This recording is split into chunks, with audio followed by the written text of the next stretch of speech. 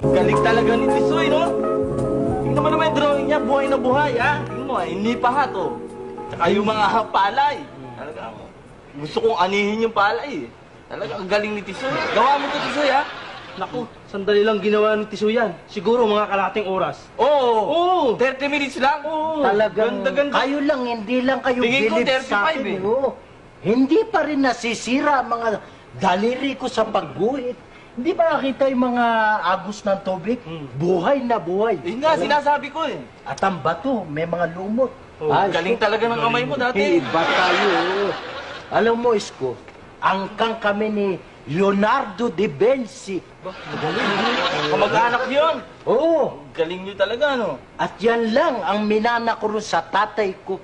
Ah, bakit? Pintor ba tatay mo? Hindi. Balbero. Walang kakwenta doon. Wala ko mo. Hindi.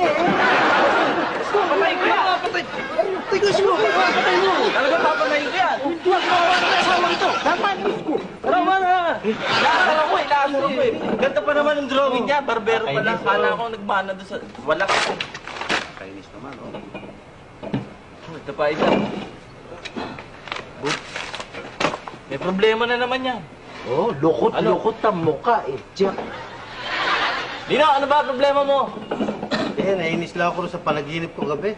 Eh na naman yan. Nakainis. Ba't ano na panaginipan mo? Abay, isipin mo, nakasakay daw ako sa barko. Tapos yung barko, papunta kami ng Bisaya.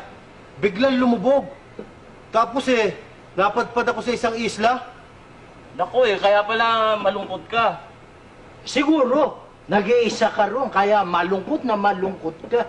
Ba hindi, may kasama akong 3 babae. Puro sexy, puro bombastar. Si Lampel Kuwako, si Lala Montiliban, si Mara Manibog, oh. Naku, Tapos sama mo ako lang daw ang nag-iisang lalaki. O ba't Naku, nalulungkot bakit kalungkot ka pa? Ako kasama nun, naku, maski bangungutin ako. Talaga ito. Ito papatay ko na talaga ito Hindi, Nakakainis talaga eh. Ano ba nangyari? Ba't ganon? Ano ka sa panaginip mo? Aba, pari ako eh. Malas ako, pero mas malas ako sa'yo. Ganyan-ganyan din yung napanaginipan ko eh. Oo. Oo! Sa barko rin, siguro, isa yung nasakyan natin. Andun ako sa barko eh.